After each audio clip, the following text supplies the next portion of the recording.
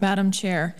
Last month, in this committee, we had the opportunity to hear from the FTC on privacy, so I look forward to hearing an additional perspective from the witnesses that are here before us today, so thank you for being with us, including representatives from the technology and advertising industries and experts from the academic community.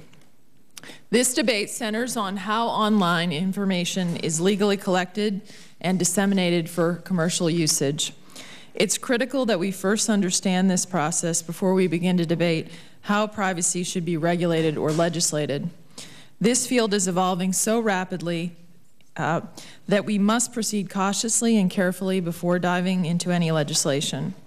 It is imperative that any legislation we consider guarantees that usage of collected data is not hampered by overly restrictive and burdensome federal and regulatory policies.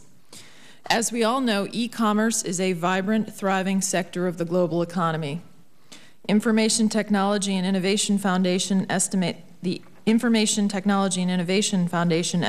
that the annual global economic benefit of the commercial internet is $1.5 trillion. This is more than medicine, investment in renewable energy, and government investment in R&D combined. The internet generates at least $300 billion of economic activity annually, accounting for an astonishing 2% of the United States GDP.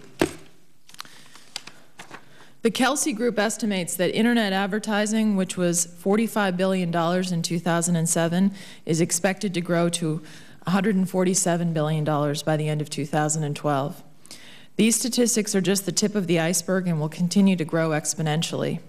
However, we are not here today to talk about statistics. The broader point here is that we are seeing the online world flourish, and that reality dictates that we find the proper balance between ensuring e-commerce has the tools it needs to thrive, innovate, and create jobs, and making sure our regulatory climate is one that provides adequate consumer safeguards.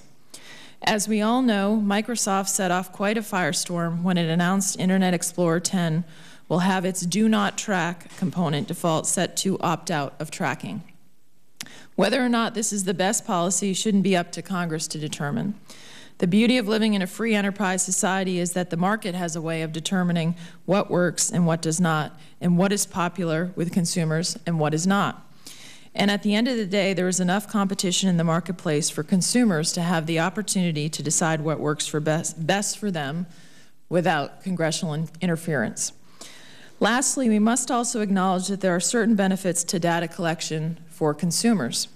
For instance, we all enjoy free email, countless free streaming videos, and free news services, just to name a few of the free online benefits that consumers enjoy.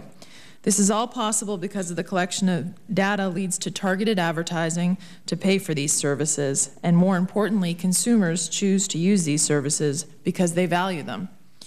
I know that some members of this committee are aggressively calling for stringent privacy legislation.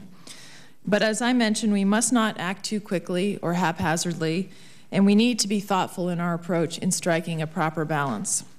This is a fast-moving field, and I'm concerned that hastily written legislation could be outdated by the time the ink dries and it becomes law.